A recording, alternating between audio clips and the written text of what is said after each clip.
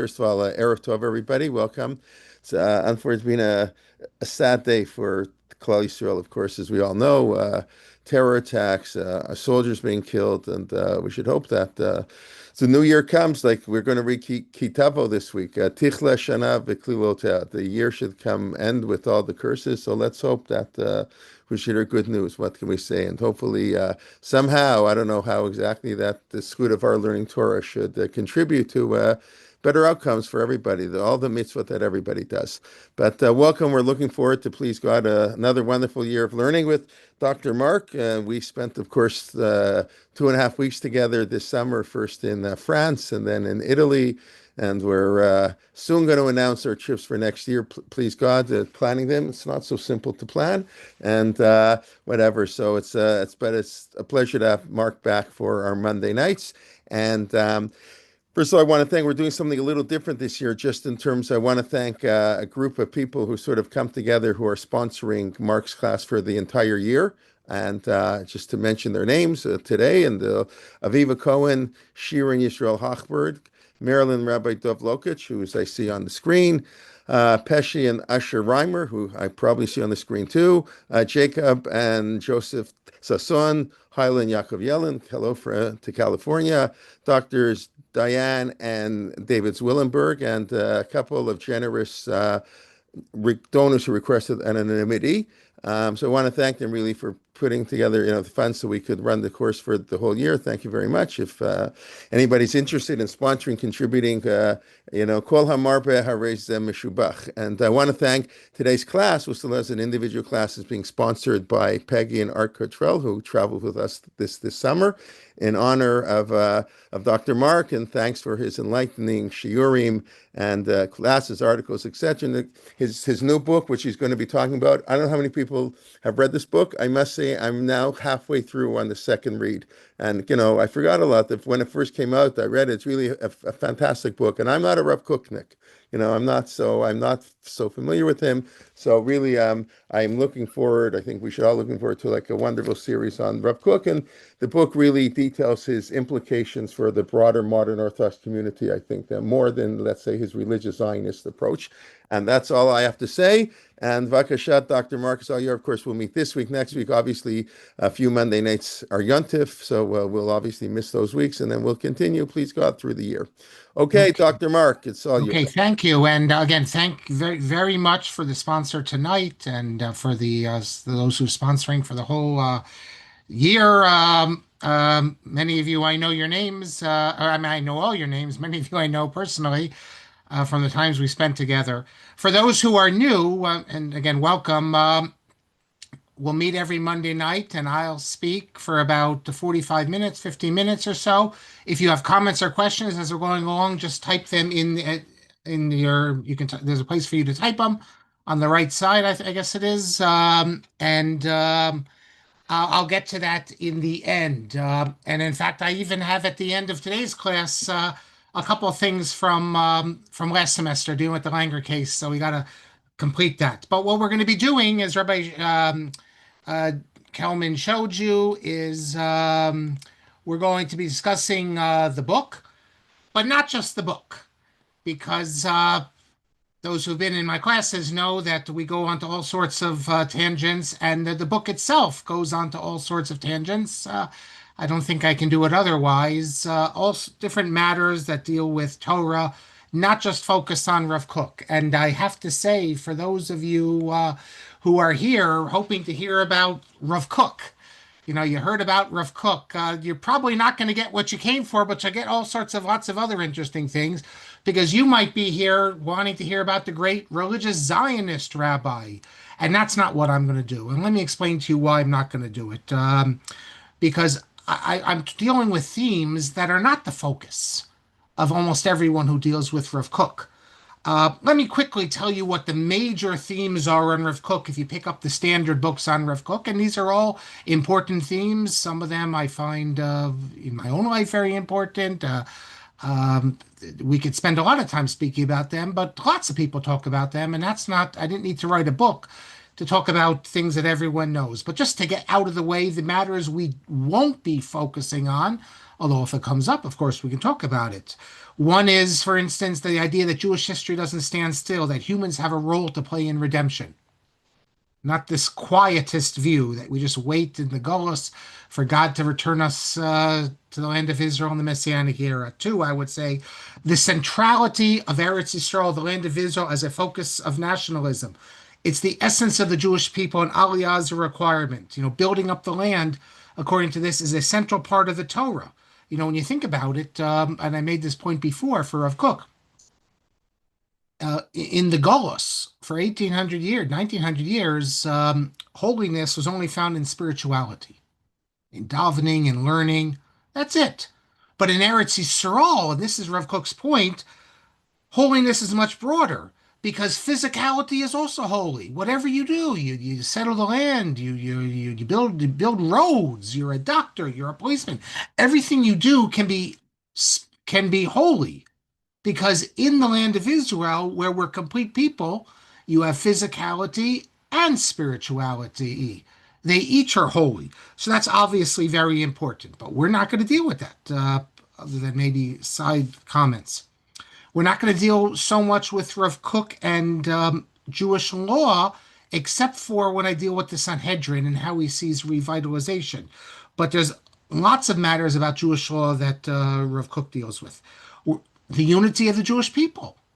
Most people know about Rav Kook, know that he spoke about how sinners have to be regarded as part of the Jewish people, that the reason they're, let's say, heretics is because the zeitgeist has moved them away from traditional ideas, but yet they still have a very valuable role to play. They're, the dialectic between the irreligious who have the physicality and the religious who have the spirituality.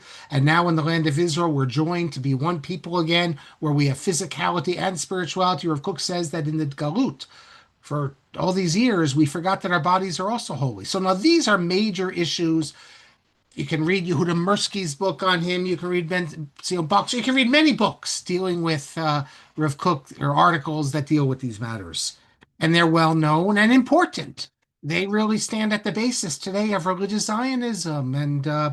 But we're not going to focus on these. And I didn't write the book to focus on them.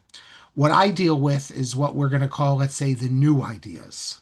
Because beginning in 1999, with the publication of two large volumes called the Eight Notebooks, the Shmona Kvatzim of Rav Kook, continuing until about 5 years ago, we've seen a series of new publications from Rav Kook. These include, by the way, his Guide of the Perplexed. Rav Kook wrote a Guide of the Perplexed when he was still in Russia. Linvuche Hador is the title that they gave it, although he never gave them this title. These are writings. We have a number of 3 volumes of Kvatzim Ketav Yad Kodsho. We have a whole series of works. These are writings that were suppressed. And we will see why they were suppressed as we go through it. So now you can say, well, maybe, first let me get it off the table. Why were they suppressed? Well, Rav Yehuda Kook, the son who was in charge of the legacy, refused to publish them. Why? There's different approaches. One approach is that these are chutz la'aretz Torah. That is, a lot of the things we're going to see, or at least some of the things we're going to see, Rav Kook never repeats when he comes to Eretz Yisrael. And the claim has been made that he rejects these ideas when he comes to the land of Israel, in particular his ideas about other religions that we'll get to. In fact, the late Eitam Hinkin, Hashem Yikom Damo, either he wrote to me or I read it, and was something he wrote that he thought that the stuff about other religions is the reason why Rav Yehuda refused to publish this. They planned on publishing it. Right after Rav Kook dies, they come out with a list of works to be published in manuscript. And they list this work, and then nothing's heard of it. It's a very interesting story because it appears in type form on the internet in 2010. Mysteriously, no one knows how it got on there. And then 4 years later, a nice edition is published with notes. So it could be that Rav Kook abandoned some of these ideas. And I can't say that he did not. It's possible he did, although we have no evidence he did. If some of the things that we're going to see Rav Kook no longer are held to, well, then we have to say that there's two Rav Kooks, because he was still a gadol in his early years. And We have this Mishnah Rishona, the first teaching still remains valid. Others have claimed that the reason these matters are suppressed is because they're afraid of Rav Kook being attacked by the right-wing world. Some of these things we're going to see are so radical. And for example, Rav Yaakov Ariel said, for instance, that until Rav Kook's reputation is more secure in the right wing, we shouldn't publish this. To which Rav Yoel ben Nun replied that they're never going to accept Rav Kook. So we should get it all out now because this is Rav Kook's writing. And Rav Kook himself said you can't hold back the light. He calls his books Orot. Orot is the title he gives to lots of his books. But he then acknowledged, but what can I do? My censors won't let me. His censors are his son and the Nazir. And then there's a third approach that says not so much concern about the Haredi world, but that the religious Zionist world is not yet ready for these ideas. I have to say that the Shmona Kvatzim and the other writings were all published by followers of Rav Kook, including it was Rav Kook's own family that released the Shmona Kvatzim after Tzvi Yehuda was no longer alive. So there's a dispute in the family itself whether it should be released. After the Shmona Kvatzim were released, Rav Aviner said you can't study it. Rav Aviner is a right-wing religious Zionist thinker and halachic authority. He said you can't study it because it didn't go through Rav Tzvi Yehuda's editing. But now, some 25 years later, Rav Aviner cites the Shmona Kvatzim also, and it's out there, so everyone cites it. Although when the Guide of the Perplexed of Rav Kook appeared, Rav Aviner said the same thing. We can't use it, but we will use it because it was written by the master, and it's very, very important. And it's going to appear in English. It's coming out very soon. I saw the ad for it already. From Rabbi Aryeh Sklar. He's a Rebbe at one of the yeshivas in Israel. He's writing a translation, and I thank him because he let me use his right towards the end of the book. Not that long before I had to send it in, I found out that he was working on a translation, and I was able to include some of his translations. Now, for some of the ideas we're going to see, you can find parallels in his classic writings, but it's only in the new writings, the newly released writings, that they're really fleshed out. So why did I write this book? I too, like Rabbi Kelman said, he's not from the school of Rav Kook. Rav Lichtenstein also said he's not from the school of Rav Kook.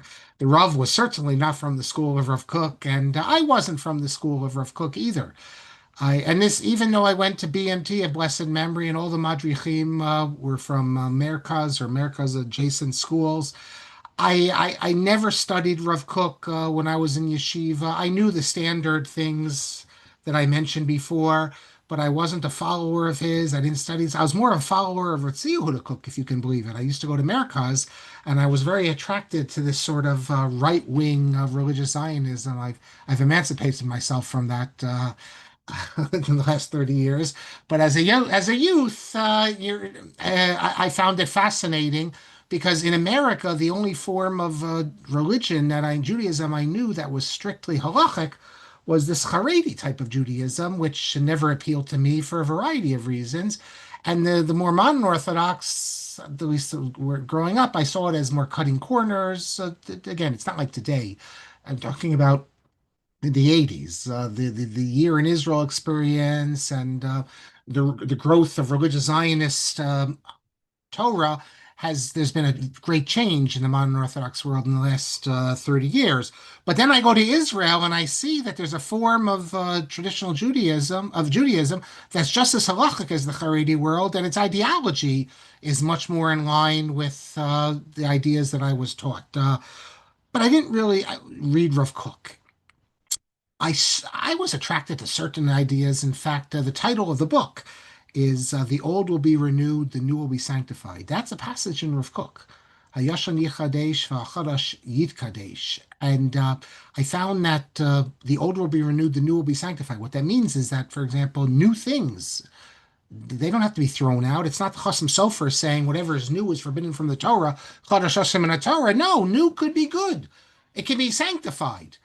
And I was very interested in Rabbi Yaakov Weinberg. I wrote my dissertation on him, and I wanted to make a parallel, not a parallel, opposition The German Orthodox approach, sorry, not a parallel. The German Orthodox approach is in line with Rav Kook in taking the new ideas. But so I had heard this expression, I didn't even know where it was, and I used it in the book. How to find it was something else. This is before the internet. We're talking in the early 90s, where today, of course, you just put it in, Google it, and lo and behold, it pops up. Unfortunately, I've still found problems with AI. Google gives you AI the first thing to pop up, but you got to check that because half the times it pops up, or not half, but I found a number of mistakes there. But now you can Google it. But in the 90s, how am I going to find it? That was the time where you did before the internet. You went to the walking internets, you went to the experts.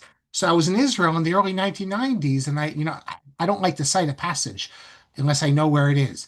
So I called up Rav Aviner actually, and I got his phone number and I asked him, and he didn't know where the passage was. And he's an expert in Rav Kook's writings. He said he knows it's there, but he doesn't know where it is. Again, not how you going to have everything at your fingertips. But then I sent a letter to Rav Neria, Ramosha Signeria. He dies in 1995, so it's obviously before then. It would have been before I'd finished my dissertation, because I include this, 91, 92. And Rav Neria sent me back the location, and that's it's a great expression. So, but at the end of the 90s, 98, I think it was, or earlier, actually, it was earlier than that. I no, it was definitely earlier than that. I got a hold. I saw at JTS Library the Shmona Kvatzim, the volumes, the two big volumes they published. I don't have them here. I'm not going to get up and show them to you. Two big volumes in which all of Rav Kook's writings that we know, the Orot, the Orot HaKodesh, the classic works, are taken from there. Passages were removed from there. What's going to interest us in this course is the passages that Rav Tzvi Yehuda and the Nazir did not take out and include in the other books. There's a reason why they didn't take these other passages out. But understand that all these things we're going to look at were in Rav Kook's notebooks. Now, did Rav Kook ever, someone asked me I did a podcast, they said, well, did Rav Kook ever say this should be published? And no, he never said it should be published, but he never said it shouldn't be published. And all these other works come out of there.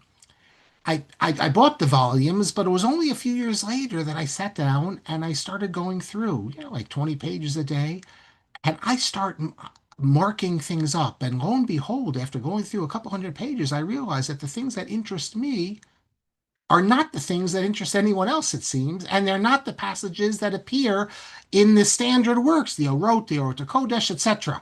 Uh, so I began to put together a list of themes that Rav Kook deals with, which I find fascinating, and to use a word that my late teacher, Professor Twersky, used to use repercussive.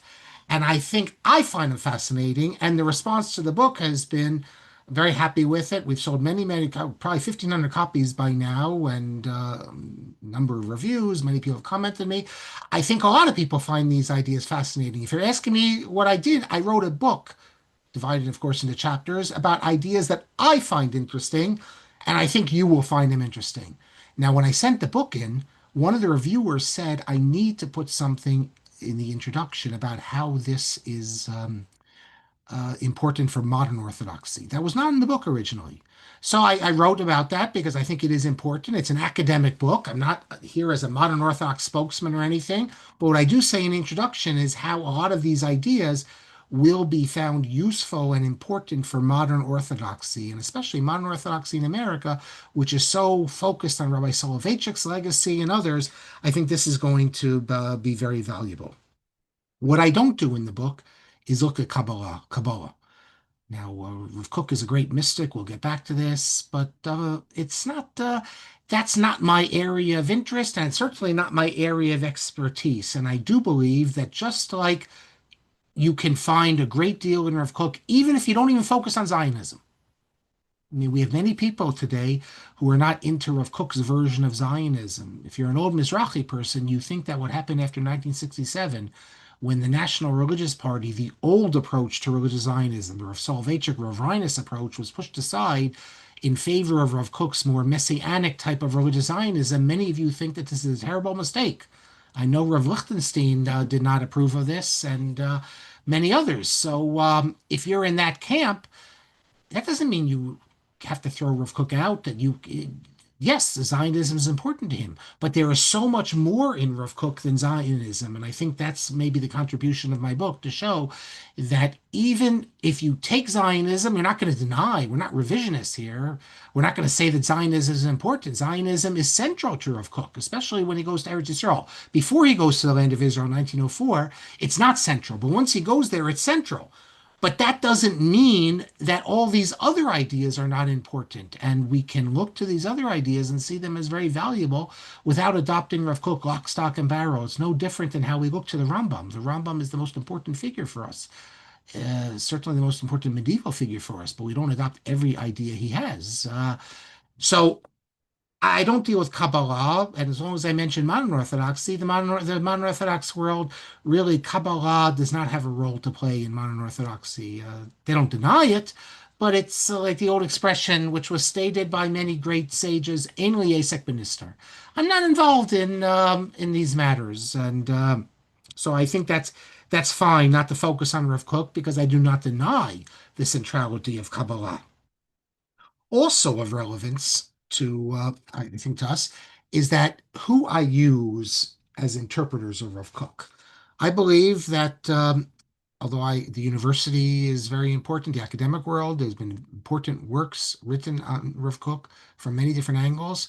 We can't overlook, and this has been a theme in all of my academic writing, the contributions of traditional writers.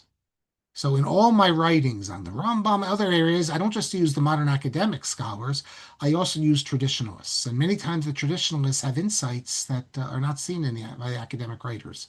And with Rav Kook, we have traditionalists. We have traditionalists in the Merkaz world, the Chardal world, who've written very important writings on Rav Kook, and I've benefited from them a good deal.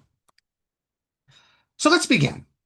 Chapter one, I call Where is Rav Kook's Soul? If you read enough of Rav Kook, you find that Rav Kook opens up his heart to you. It's an amazing thing. Rav Kook, he's not like Rav Yaakov Emden or Rabbi Leon Mudna or the Aderet, Eliyahu David ben Talmud. He didn't write an autobiography. Autobiography is where people bare their hearts and let you in on everything. But he did the next best thing. He didn't write a diary, but he wrote a spiritual diary. And when you're reading the Shmona Kvatzim, he is opening up to you his most innermost thoughts.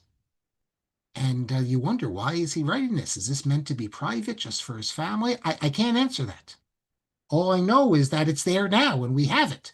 And we are taught that great figures like Rav Kook, really, they don't have a private life. Every thought of theirs is Torah and everything they write is Torah. And the idea that we're going to say, well, this doesn't count. No, it's all, and it's amazing because he gives us an insight into his soul. It's almost like Rav Kook wrote down every little thing he thought. It's like Nietzsche, if you know these small little aphorisms, sometimes it's just one or two lines and other times it goes on to pages. But he lets us into his soul. So I begin the book by saying that if you've never read Rav Kook and you don't understand why there is such excitement every time a new work of his is published, I suggest you do the following. You take one of his writings and you sit down for an hour and read through it, and the originality and power of the words are such that odds are you'll be hooked. I believe that it will draw you in. And today you don't even need to sit down with just uh, a work like the Shmona Kvatzim. There have been a few volumes. Rabbi Ari Schwartz in Israel has published a couple. We have others in which they've put together collections of translations under themes. And the insights are amazing. And especially now, we have so many new writings, we can really see the true Rav Kook without the gatekeepers, as it were, keeping us from them. Um, where else, other than in Rav Kook, I say this on the very first page, will you find a thinker in the Torah world who says that he is ready to fight the entire world for the truth as he sees it, without worrying about what the world will see? Most of the time, great rabbis, they're afraid to say publicly what they believe because they're afraid how they're going to be attacked. Look, I say this on the very first page. I greatly admire of Soloveitchik, Rabbi Yaakov Weinberg. Anyone who knows me knows that it's hard to find anyone who admires them more. Rabbi Yaakov Weinberg, for heaven's sakes. I mean, he's a household name because of me. I devoted my life to him. But he could never say what I'm going to read you now. And Rav could never say. What did Rav Kook say? If I must be a person who argues with the entire world because my soul is so drawn to truth that it cannot bear any type of lie, then it's impossible for me to be anyone else. He says, I have to speak the truth as I see it. And he said to his son, the truth, the lights cannot be held back. How many times Rabbi Yaakov Weinberg doesn't want to say something publicly because he's afraid of the reaction? We all know Rav Soloveitchik. That's a normal reaction. You say to your close students, what we call the Yechidei Skula. But Rav Kook says that he has to say these words publicly. He has to let the world know, which is why I believe that even what he writes, these personal things are designed to be out there for everyone to see. Why does Rav Kook feel this need when all the other rabbis don't seem to feel this need? I think because Rav Kook sees himself as a prophetic figure.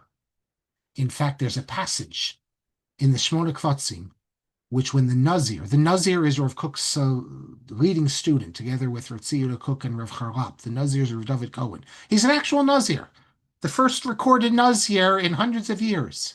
A lot of people get it wrong. They think that you can Google him. You'll see his long hair. His father was he was the father of Shar Yeshav Cohen, who was the Rav of Haifa and the father-in-law of Rav Goren.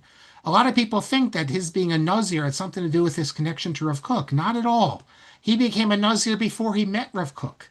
He was a Talmud Chacham from Radin, from the Chafetz Chaim city, and he was a Kohen, so the Chafetz Chaim was close to him and said, one day you will be in the base of Mikdash, you have to learn these laws. But on his own, he fell in with a Makubal, and he was led when he was a university student in Switzerland. First, he was in Germany and Switzerland. He was a Nazir. And now I'm on a college campus. Sometimes we have guys with long hair. You might think they're Nazir, but they're not. But he was at a time when in Germany and Switzerland, people would be, to have long hair, you were like a weirdo, definitely. Maybe it's the equivalent today of a guy walking around in purple hair or something. But we have picture from him, at least one picture from him during that period. And then when he's in Switzerland and he hears that this great rabbi, Rav Kook, is there, he goes to visit with him. And he tells the story himself because he wrote a spiritual diary also. And at night, he heard Rav Kook. I think it was Tikkun Chatzos that Rav Kook was reciting. And he listens to Rav Kook. And after that, he says, I now have a teacher. I now have a Rebbe. And he becomes very close to Rav Kook. He did things more than Rav Kook, by the way. He was a vegetarian. We're going to talk about vegetarianism. But Rav Kook was not a vegetarian. And we'll talk exactly what Rav Kook was. But the Nazir was a vegetarian, which is an interesting question, why he was a vegetarian if his master, Rav Kook, was not a vegetarian. So we'll get to that. But the Nazir published Orot HaKodesh. They divided the work to publish the writings of Rav Kook. And there's a passage in Shmona Kvatzim where Rav Kook wonders, could it be that I'm a false prophet? And the Nazir censored that. He didn't include this. But we know that the law is, this is halacha, that a prophet has to prophesy. He can't hold back his prophecy. So I think Rav Kook, it's the same idea. He has these ideas. It's as if he is a prophet, or maybe he is a prophet. I mean, he thinks that he might be a prophet. He cannot hold back these ideas because the prophet has to prophesy. That's the Torah tells us that the prophet has to prophesy, and therefore, and especially since, as Rav Kook also says, none of the other rabbis see clearly what's going on in the world. They're all living in the past. They don't see what's happening. So Rav Kook not only sees himself as a prophetic figure, he's the only one who's able to lead the generation in this rapidly changing time. The only one who's ready to meet the challenge. Rav Kook recognizes this. And it says in the Torah that Moshe was very humble. How could Moshe write that, we say, and still be humble? Well, because you can be humble, but still recognize Moshe Rabbeinu certainly knew who he was. And he could write it and still recognize who he was and still be humble. Rav Kook recognized who he was, and he knew that the time required him. I'll read you some passages that say this. In fact, I cite a very interesting passage here where, by the way, he also says, Rav Kook says, it's better for me to be called a fool than to hold back the divine flame, the fire, the light that God is giving me. Now, Rav Kook tells us that there are those tzaddikim who have a great desire for people to recognize their greatness, not for egotistical reasons, so that their light can be spread.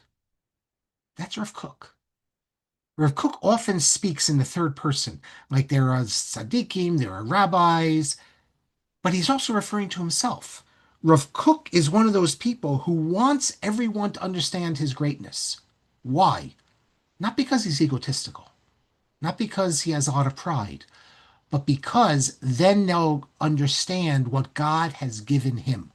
God has given him the ability to lead the Jewish people in this new generation because we're entering a new era here. We're being brought back after 1900 years to our land. We have new phenomena, new science, and you'll see Rav Kook has the answers to deal with all these things, and he knows that God has given him special things. God is, he says God has not given him anything special in, let's say, Talmudic study, even though he's good at it. He knows, and he can paskin a shaila. He's a great posek. But he says that he's nothing special there. There's lots of great rabbis who can do that. But he writes how God has given him something special in the matters of Agadah. We'll get into this now. And he has to share a great person. I think this is important. A great person recognizes that he has a, or he or she has a talent. They recognize that. That doesn't mean that they're not humble, but they understand that they were given something special. And when they're dealing with a religious figure like Rav Kook or other religious figures, that God intends them to share this and that the world will recognize that they have greatness. Because after all, if they don't have greatness, no one's going to follow them. No one's going to listen to them. The prophet knows that he has greatness, and that's why he prophesies. You can't be a prophet if you don't know that you have greatness. You've been given greatness by God, or you've achieved it on your own. So this idea that great people don't think anything of themselves, that's not true. You can't be a great person. You can't achieve great things unless you have an ego and feel confident about yourself. Now, of course, there's a thin line between a Baal Gaiva and recognizing who you are.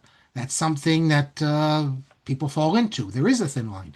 By the way, I'll just tell you something else, just as an aside. The whole idea of kavod.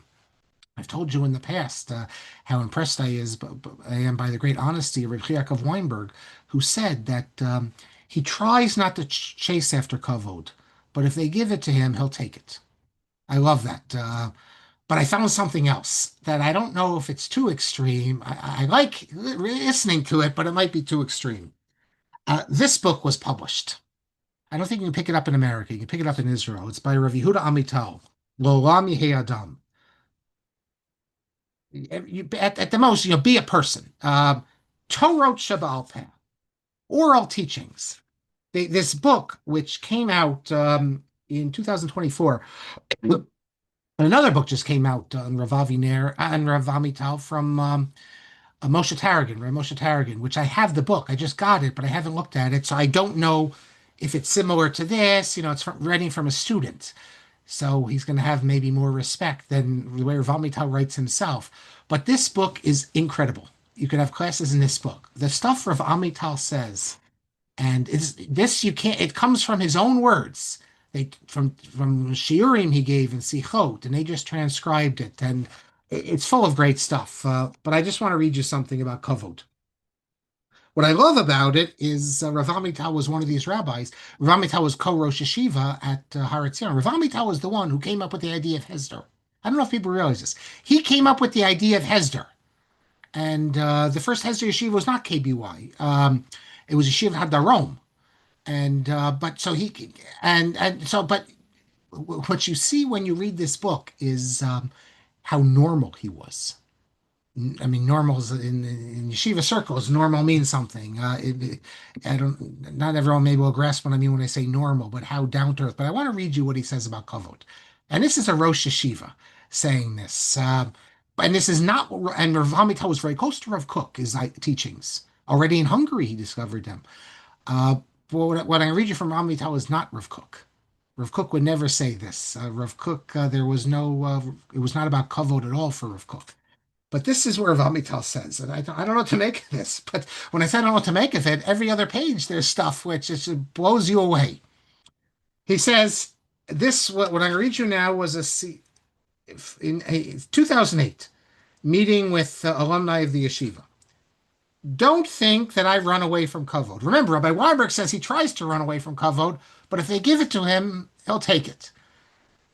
He says, don't think I run away from kavod. And Rav Amital says, in fact, I have a proof that I don't run away from kavod, because the Mishnah says, or the Gemara says, if you run away from kavod, kavod runs after you. And he says, no one's running, kavod doesn't run after me, so that means I'm not running away from kavod. But he says as follows. He says that I said in yeshiva to the students that I love kavod. Rav Amital says, I love kavod. He says, I had one student from South Africa. He was learning in yeshiva, and he couldn't accept this, that his Rebbe, loves kavod. He says that Rav Amital says he thought that all the rabbis have to be heavenly angels, chatzi malachim and lo yoter. He came to me to speak to me and says that no, when you say you love kavod, you don't really mean it, Rav Amital. And Rav Amital says I couldn't speak to him. I'm telling him straight out, I love kavod. I'm not saying that it's a good thing. I'm telling you it's the truth, though. I love kavod. And he said it got to the point that he got up at a tish. In fact, I only spent one Shabbos in my life at Gush when I was in BMT. And with that Shabbos, Rav Amital was there, not Rav Lichtenstein. And so he says he got up after a tish and he said, there's a bacher here who thinks I don't love kavod. So I want to tell you that I'm not one of the malachim. I'm from the Anashim Hapshutim. I'm a simple person. Um, and simple people like kavod. That's a theme in the book, that he's a simple person. He has a passage there where someone comes up to him and says, I don't understand, Rebbe, how come the Mishnah Berurah says that you should be machmir in this area? Baal nefesh should be machmir. And he says, the difference between you and me is that you think you're a Baal nefesh. I think I'm a simple person. I think I'm like my father and my grandfather. I don't think I'm one of the special people that the Mishnah Berurah says. You think you're one of the special people, so you can be machmir. I don't think that. So he says at the end of the year, the student came to him to thank him and say he's going back. And he says, I want to tell you one more thing. I too like kavod. And Rav Amital says, good, hitzlachti b'chinoch. And he says, people think that we rabbis are sarfei kodesh. It's not true. He says, we have to be realistic. We have to be honest. We have to be, let them know that we're people also and that we love kavod. Now, Rav Amital, I'm sure, would say about that rabbi, Rav Shlomo Zalman Auerbach, he doesn't love kavod because he's Shlomo Zalman Auerbach. But his point was that I'm not Rav Shlomo Zalman Auerbach. I'm a Talmud Chacham. I can teach you, but don't think I'm different than you. Just like you love kavod, I love kavod too. I'm sure if you asked me, I'd also probably say, I try to not like it. I try to push it aside, but what can I do? I'm a person. I'm a regular person. So I thought, but that's not what Rav Kook is speaking about. Rav Kook is no, not at all. Now, on page 6 of the book, I cite a proof of what I'm going to say. He says that there is no Talmudic scholar today who wants to see what's taking place in this world and what to provide a solution. So should I also not see? He says, no, I walk in my own path, the righteous path. That's like the prophets of old. Isn't that the image we have of the prophets? The prophets are the only ones willing to stand up and say what needs to be said. What is a prophet? A lot of people don't understand what a prophet is. You ask people what a prophet is, and they say things like, a prophet is someone who tells the future. Okay, occasionally the prophet can tell you what's going to be in the future, but that's not what a prophet is. That's not a defining characteristic. A prophet is the spokesman from God. He speaks the word, to use the modern expression. He speaks truth to power. When necessary, the prophet can walk into the king, like as we see Nasa Nanavi does with King David, and tell him off. Of course, they could only do that when the kings respected the prophets and listened to them. When the kings became evil, like Achav, and they start killing the prophets and things like that, well, then prophets can't do that. But the prophet is the check, and the prophet is often the lonely spokesman. No one else is speaking the truth. The prophet is. And sometimes you have people speaking the false truths. If you remember the story of Yirmiyahu, Yirmiyahu, and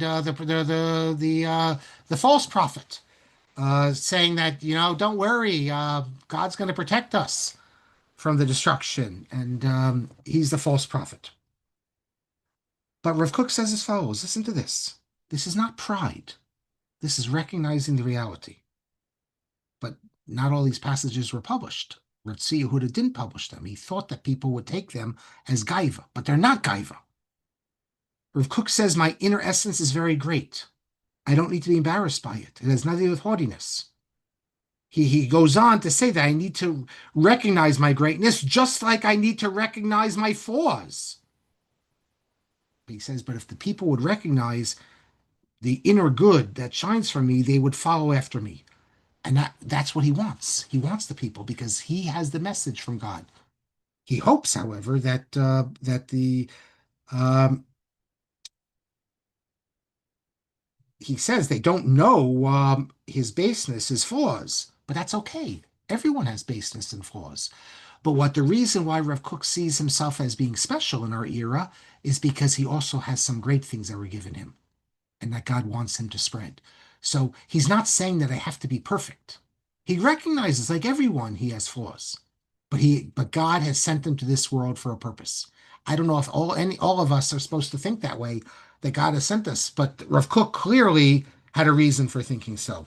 Um, in Shmona Kvatzim, he writes, this is not in the book. I didn't mention this in the book, but in Notebook 6, Section 34, he says that sometimes you can't raise yourself up from feelings of feeling bad, I guess, melancholy, depression. The only way you can do this, or from your shiftless, from your degraded state, the only way you can do this is by writing from the innermost parts of your heart. And by doing that, you can improve yourself. He says, that's why I'm writing down all this. So we see that Rav Kook tells us that writing for him was a form of therapy. So when you examine Rav Kook's writings, though, especially the newly published writings, you find something very interesting.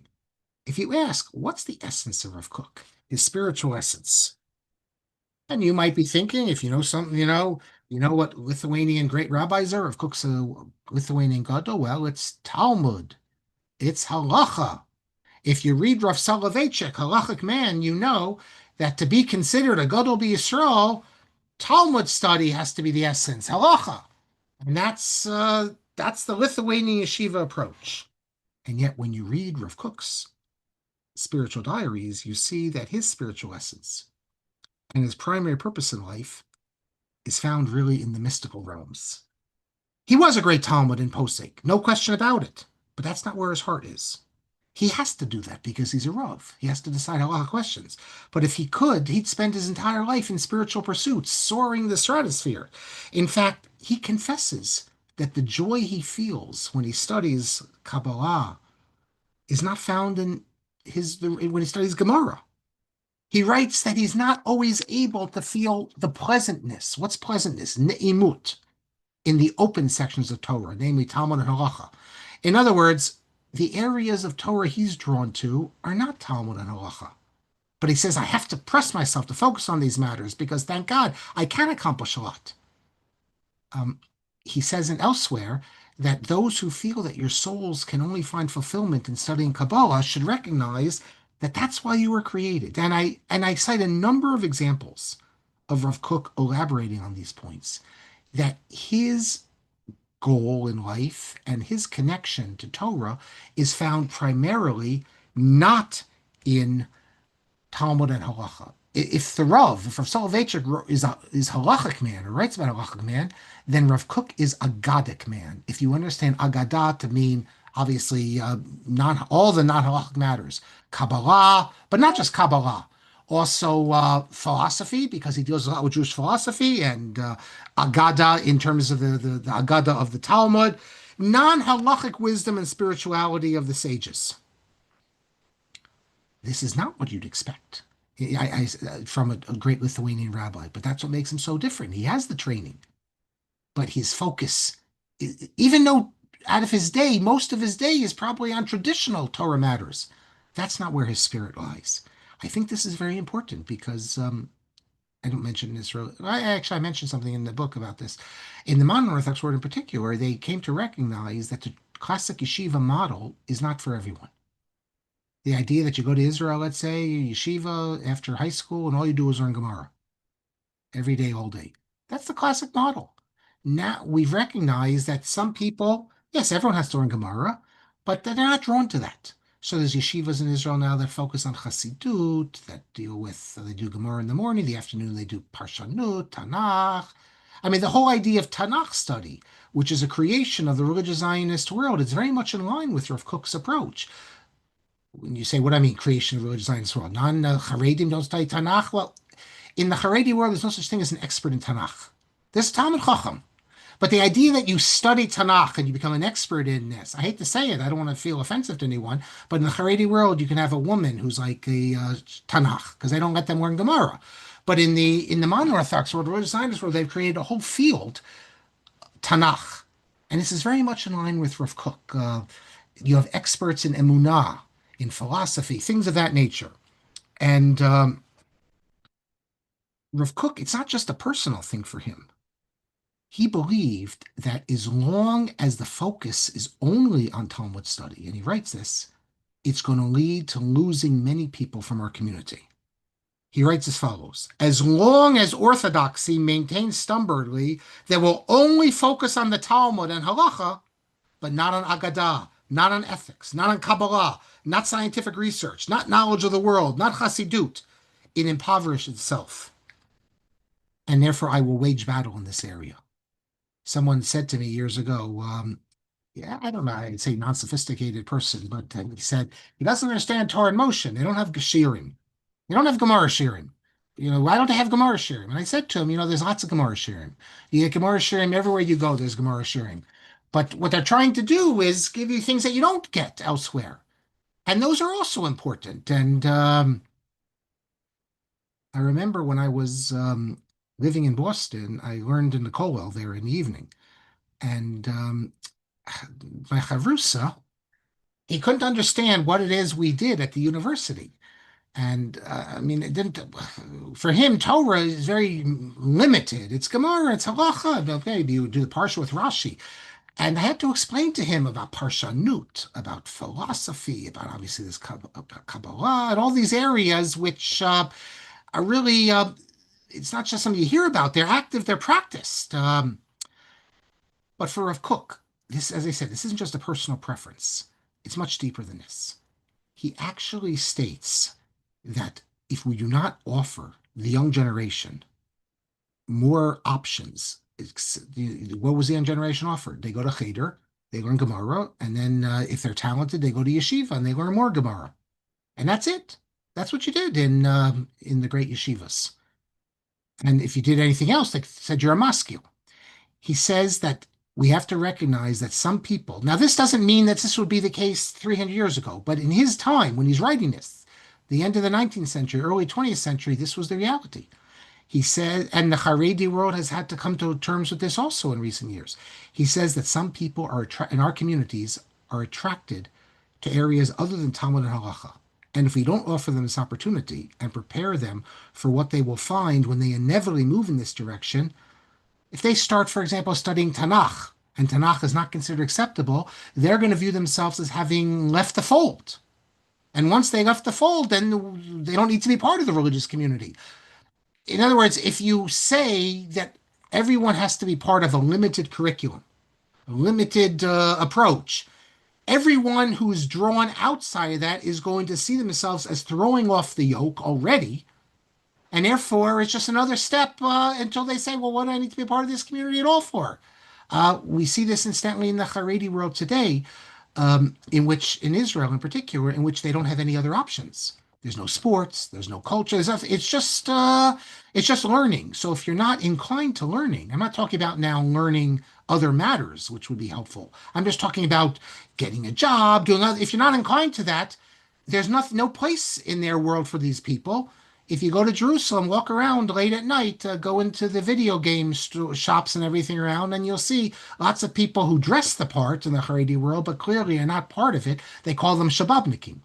Rav Kook already recognized this, that you need to have you need to give people anything broader perspectives. And he says that this is a major reason why we are losing so many of our young religious Jews, because they do not see Torah as speaking to them. And when they do find areas of Torah that speak to them, they're told that that's not acceptable. I'm sure many of you know that it was not considered acceptable in Lithuania to study Tanakh seriously. That was thought to be something that the Maskilim did. You don't study Tanakh seriously. You certainly don't study Rambam's philosophy. You don't study Kabbalah. You don't study Parshanut. You don't do any of these things, or you're thought as breaking with the. In Germany, you could do it, but not in the Litvish yeshiva world. Rav Kook says. Okay. Let me say one more. Oh, see, almost time to end. So let me. The end of chapter one. The last thing I want to mention is that Rav Kook, in terms of learning, he has a very interesting idea. You can see why this is radical. Um, Originally, in Bayit Rishon, for example, First Temple, how did we didn't have Talmud study like we do know today. We had prophets, there was Ruach HaKodesh, we related to God a certain way. And then we had the Second Temple, and then the temple was destroyed. And the whole Talmudic system was built up. However, when we return to the land of Israel in the future, we will not need Mishnah and Talmud. I mean, these were the way we have them today. These were crucial and vital for all the years of exile. However, Rav Kook says that this really, the reason we needed Mishnah and Talmud was because we lost Ruach HaKodesh. But when we enter the new era in the land of Israel in the future, Messianic era, or even pre-Messianic era, and prophecy will return, then we will again be able to return to a different way of connecting to God. We won't need pilpul. We don't need the dialectics. In fact, he mentions that the Talmud Yerushalmi has much less in the way of pilpul, because the Jerusalem Talmud, as being on Avir Eretz Yisrael, the land of Israel, is closer really to the original way of connecting. And I mean, the Babylonian Talmud is referred to as a place of darkness. In the Gemara, what does that mean? The place of darkness. Bavel, the Babylonian Talmud, and Bavel is referred to as darkness. So, what does that mean, darkness? So, there's different interpretations over what that means. I'll tell you. Um,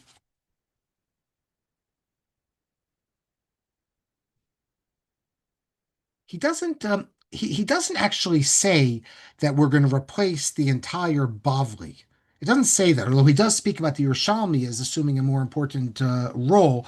But the way we do Gemara learning today is not what we're going to have in the future, because remember that was only the Gemara learning we do it was a step backwards. We had to do it that way because we lost touch with the spiritual closeness. And um, okay, so I don't need to go any more of that. I mean, he refers to things. He says, for instance, I'll just say this. He says, the Avira, the air of the land of Israel, is not only to make you wise in what he calls the lesser wisdom of Popolim, but rather in the land of Israel, you can connect to God in a way above this. He says that Talmudic study is not the highest goal and not the purpose of the wisdom of the land of Israel. There's something superior to this. So we don't know when prophecy returns. We don't know what's going to become of the Babylonian Talmud and what's the connections going to be anymore to this. I mean, it's an important work. It kept us in together as a Jewish people in all the years of the exile. But that doesn't mean that we're going to have it in the future. By the way, Rav Kook says that the halacha in Rambam records this, that you cannot decide Jewish law based on Ruach HaKodesh. That's the law. Rambam codifies it. You can't come and say, there's a dispute in the Gemara between these two rabbis. I tell you that I got a vision from heaven. This is the halacha. That's the famous Tanur Shalachnai, the oven of Achnai. Rabbi Yeshua stands up and says, Lo b'shamayim he. But Rav Kook says that in the future, Ruach HaKodesh will impact the halachic process. It can't impact the halachic process now, but in the future, when Ruach HaKodesh comes back, it will impact the halachic process. And outside Eretz Yisrael, it never can impact the halachic process. It's a bit of a problematic point, I'm thinking, because I mean, Rabbi Yeshua is in Eretz Yisrael, and he achieved. I mean, not Rabbi Yeshua. That's a vision. That's like Ruach Kodesh. So since Rav Kook says that in Eretz Yisrael you can use um, visions, well, why not there? Why couldn't they use it? Why do we have to say Lo B'Shamayim here? If Rav Kook's whole point is that in the future when we have Ruach HaKodesh, it won't be Lo Bashamayim He, because it'll be in Eretz Yisrael. We can use prophecy to help us. I think it must be that that's not a normal thing. What the story there that there, and we know there was no Ruach HaKodesh. It was basically there was no prophecy. It basically had ended.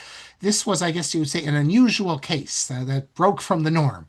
I mean, some of the Ritva says it was a dream. And the whole point of the story is to teach you that we don't lo bashamayim he. But the question is lo bashamayim he also in the Messianic era or not? So I've summarized for you now really what I dealt with in the first chapter.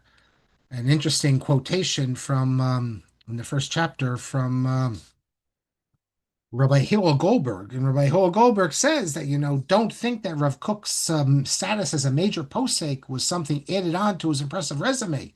It certainly was part of his essence. And I say, well, no. Actually, these are very nice words that Rabbi Goldberg says, but this is not part of Rav Kook's essence. Rav Kook tells you what his essence is. And this, Professor Tversky, my teacher, had a thing, had a typology of, he called it Talmudists, Kabbalists, and philosophers, that all the medievals he studied can be put in this category. Where did they put the stress on? Where did they thought that you connect to God spiritually? Was it through the halacha and Talmud study? Was it through mysticism? Was it through philosophy? And you would place everyone. Obviously, you take someone like the Rosh or Rashi, you put them in Talmud. You take someone like the Rambam, it's a question, but you take someone like Ibn Ezra, the Ralbag, it's not Talmud study, so everyone can be categorized certain ways. And by the way, these people were not, they themselves recognize this. I always quote Professor Tversky's favorite passage, Yosef Ibn Kaspi, the philosopher from Provence. We spoke about him on our trip. He tells that he has an ethical will, and he tells a story that one day the milk spoon fell in and with the meat, and he didn't know what to do. So he went to the rabbi, and he had to wait till the rabbi finished his meal to ask him the question. And he says, "I'm not embarrassed by this that I didn't know it because I know more important things." The rabbi's a technician. You want to know what the halacha is? You go to the rabbi. He'll tell you what the halacha is. But I'm doing more advanced things. It's like in the Hasidic world. In the Hasidic world, the Rav, the posek, he's not the leading figure like we have in the non-Hasidic world. The leading figure is the Rebbe. He's the spiritual leader. The posek is the technician. If you need to know if this is us or a mutter, you go to the posek. But the leader is the Rebbe. And the Rebbe does not have to be a great Talmud Chacham in traditional sense. Sometimes they have been, but it's not part of the job description. Rav Kook follows in the Hasidic model here. That yes, he's a great posek, but he's fundamentally in that typology. You place him in the Kabbalist section, the Kabbalist philosopher. Okay, we've done a lot today, and we're just getting started.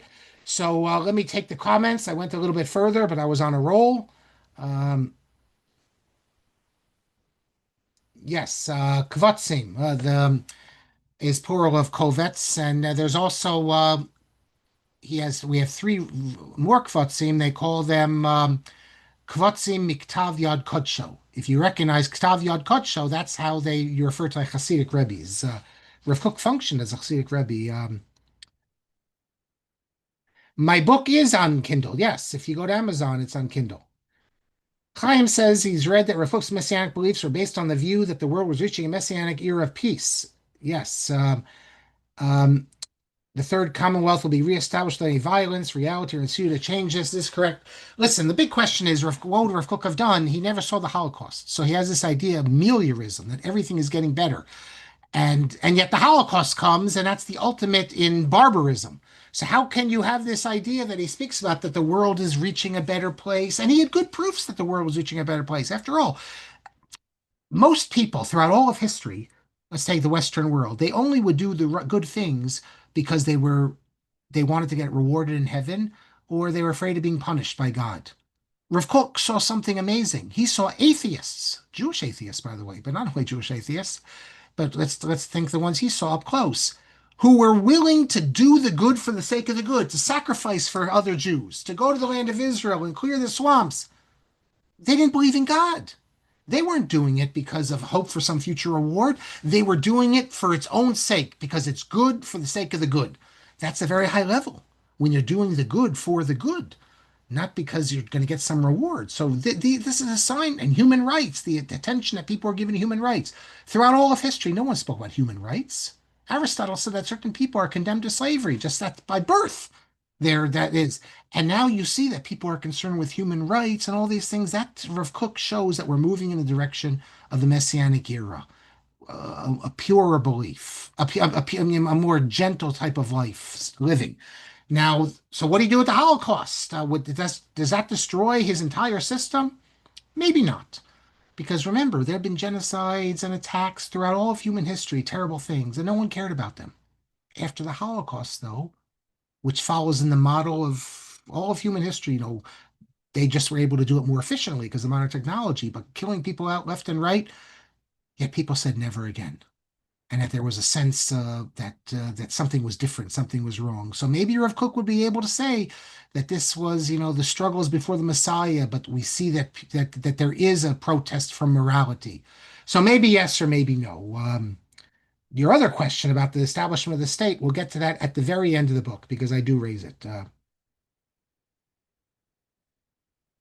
Um, Yeah, Susanna Chabad says everyone has a unique purpose. Yeah, everyone has a unique purpose, but the question is, what's the unique purpose?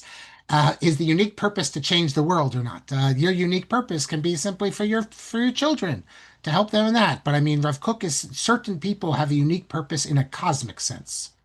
If everyone had a unique cosmic purpose, then the word cosmic has no meaning because everyone's some people's role is that they're the prophets traditionally. Um, Gershon says, Rav Kook on the first page of his autobiography writes that he is prepared to attack views he opposes. Um, Marc said, I don't know what you mean by autobiography. Marc said that this approach makes him unique. Then you say, might Rav Kook have interpreted Isaiah's prediction that the wolf would closest to the lamb as a mitzvah to reform such confrontations? I wouldn't go with that. Well, although we'll speak of Messianic era, you can come back. It's just that the prophet is called by God, and whether he's an actual prophet, there does appear to be that he, or certainly Ruach HaKodesh, he thinks he has, it seems. But even if not, even if he's just akin to a prophet, like I said, he says in one of his passages, am I a false prophet?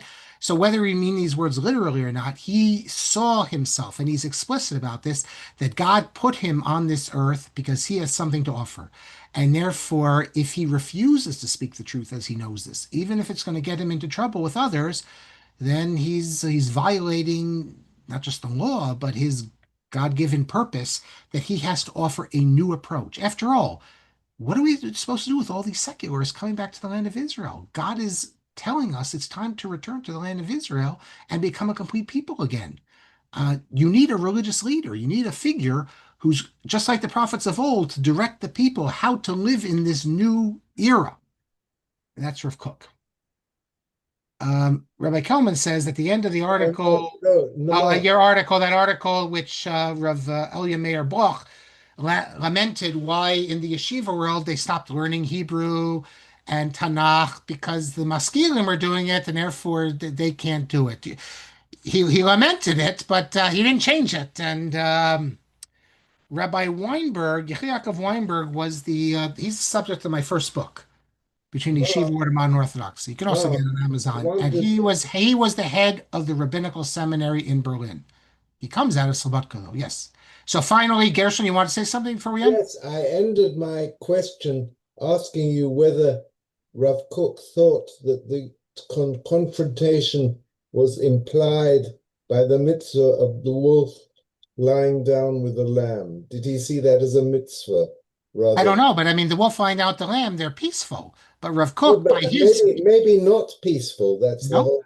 That's my question. no, but it's a peaceful world. That's what Yeshaya is talking about. The wolf will lie down with the lamb because there's not going to be any violence on the holy mountain.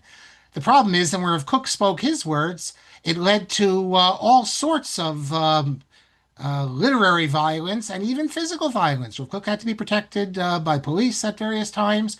So, But but maybe Rav Kook reinterpreted Yeshayahu uh, as a mitzvah giving confrontation rather than peace. okay, I don't know, but he never uses those words, but he says that I have to speak the truth and even know what this would lead to, and it is amazing.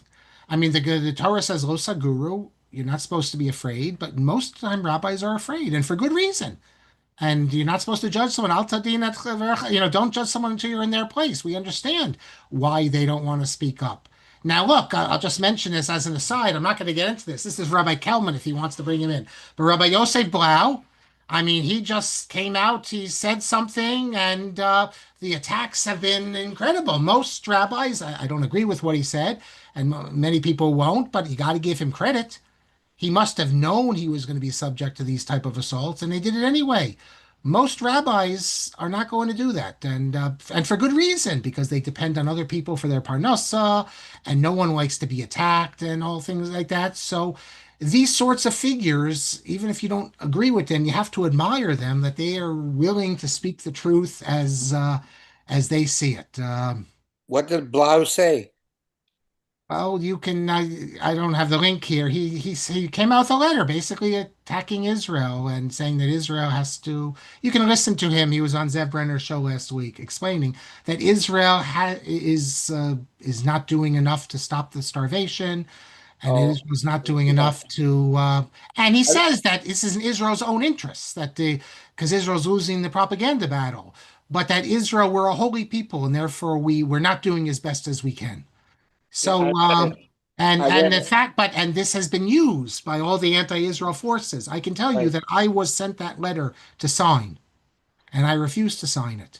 I Good refused for to you. sign it on substantive reasons. But I Good for said to the you. person who sent it to me, who might be listening right now, that even if you agree with this, this is the sort of letter that should only be sent privately.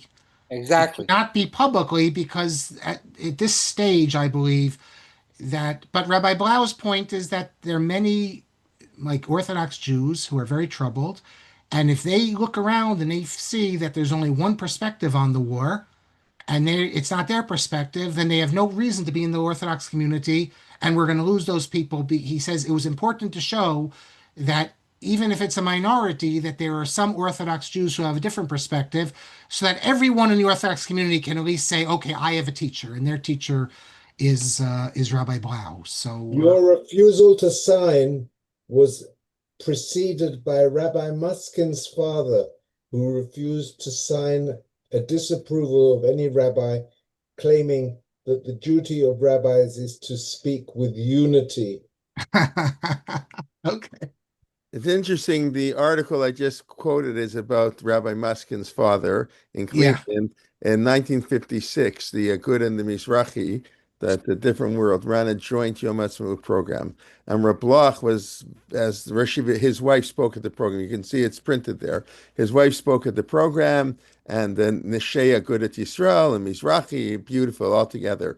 And Reb Bloch was heavily criticized. How dare he, celebrate Yom Ha'atzmaut and with the Mizrahi, blah, blah. So he wrote a letter to defend himself. He says, I don't have to agree with everything Israel does. That doesn't mean I'm not grateful for its establishment. And then he wrote this whole thing about explaining just because the Maskilim learn Tanakh doesn't mean we shouldn't learn Tanakh. It's a really interesting article. That's why I posted it there. And I must say, Rabbi Blau is gone out on, I in many areas, LGBTQ, other areas where Rabbi Blau has gone against the dominant thread in the Orthodox world, and that's one of the reasons I like him very much. And I think he's great, and I'm a big believer in Lo Tagur Mifnei Ish. If I can say it, if I may, otherwise Torah motion wouldn't exist. People will know. Marc knows what I'm talking about. A lot of people don't, but that's okay. But I had to have a lot of Lo Tagur Mifnei Ish to get Torah motion running, and I'm very proud of that, if I can say that myself, once you raise that issue. And yes, okay. And You're in good company with Rav Kook and others. But thank that, you all for but coming out tonight. Yes. yes, thank you, thank you. Of course, tomorrow Rabbi Shulman on Sefer Yonah Part Two, and then on Wednesday Rav Nagain on the Mishnah, and we have and Eric Grossman on Kohelet. Thursday, in addition to Shuli Mission's class, we're starting a new series 9:30 a.m. 9:30 a.m. Rabbi Yossi Zlotnik of Yeshivat Malay Gilboa will be talking about the Haftorot of the month of Tishrei, Rosh Hashanah, Yom Kippur, Sukkot. So that'll be 9:30 the Haftarot on Thursday morning. Then, of course, Shuli at 12 o'clock. And then at 8:30, our Parshat HaShavuot shir. And then my shir on the Machzor 9:35 we switched by 20 minutes because my teaching schedule this year. So 9:35 Friday for my shir, and that's not on the siddur now on the matzah, but the same idea. Okay, and we look forward to seeing Dr. Marc next week. Lots of interesting things. Thank you very much. Okay, and I mentioned at the beginning, maybe we should have people say where they live. It's very the world Beit Midrash here. So I see Joyce Rubin. Thank you. You always put that. She's in the Philadelphia suburbs. So you got Philadelphia, Detroit, I don't know, New York, California, Baltimore. I'm just seeing the people I know where they're from. So anyways, I don't know where else, but I'm sure lots of other nice places. But thank you very much, everybody. And Lila Tov, and we should hear good news. Thank you.